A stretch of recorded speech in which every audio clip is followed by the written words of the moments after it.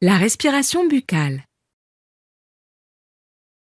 La façon normale ou physiologique de respirer est de respirer par le nez. La respiration nasale permet de filtrer l'air à l'aide des structures qui se trouvent à l'intérieur de la cavité nasale.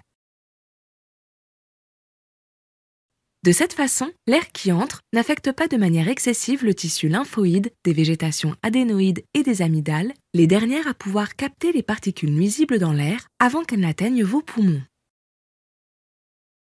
En plus de débarrasser l'air des particules nocives, la respiration nasale stimule également la production de certains gaz et des substances dans le nez qui vont faciliter l'entrée de l'air dans vos poumons et prévenir les infections de votre système respiratoire. La respiration par la bouche permet à l'air de passer directement dans la gorge où se trouvent les végétations adénoïdes et les amygdales. De cette manière, l'air qui entre dans votre corps par la bouche n'a pas encore été filtré et le tissu lymphoïde des végétations adénoïdes et de vos amygdales devient le premier obstacle qui vient à la défense contre les particules nocives contenues dans l'air. En conséquence, ce tissu lymphoïde grossit et occupe un grand volume de votre gorge. Cela rend encore plus difficile la respiration par le nez et vous prenez alors l'habitude de respirer par la bouche. Afin de respirer par la bouche, votre mâchoire inférieure doit s'abaisser et votre langue doit reposer au bas de votre bouche. La respiration par le nez est la bonne méthode. La langue peut alors reposer sur votre palais, ce qui stimule la croissance et le développement normal de votre mâchoire supérieure.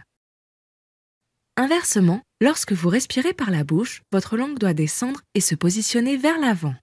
Comme conséquence, la pression de vos joues augmente et pousse votre mâchoire supérieure vers l'intérieur. La croissance et le développement de votre mâchoire supérieure sont alors affectés négativement, ce qui entraîne un palais plus étroit et plus profond. L'arcade dentaire supérieure prend donc alors la forme d'un V au lieu d'être une arcade dentaire de forme arrondie. Par conséquent, vos dents ne disposent pas de l'espace suffisant pour s'aligner correctement. Cela entraîne également une façon inadéquate d'avaler.